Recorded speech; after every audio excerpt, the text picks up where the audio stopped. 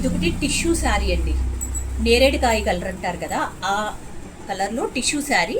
దీనికి అంతా వచ్చి యాంటిక్ గోల్డ్ బోర్డర్ వచ్చిందనమాట ఈ శారీకి. దీనికి వచ్చేసి ఇలా హై నెక్లో మొత్తం కట్ ఇచ్చేసామండి, ఇలా కట్ చేపిచ్చేసి ఇలా బ్యాక్ సైడ్ హై నెక్లో ఇలా కట్ ఇచ్చి బాదం ఇచ్చామండి, బాదం షేప్ అనమాట. ఇలా బ్యాక్ సైడ్ బాదం షేప్. ఫ్రంట్ వచ్చేసి అదే హై నెక్, ఇలా హై నెక్లో కట్ చేపించామండి, ఇలా కట్ ఇచ్చాము. ఇలా హ్యాండ్స్కి కూడా ఇలా సేమ్ అలాగే కట్టించామండి. ఇట్లా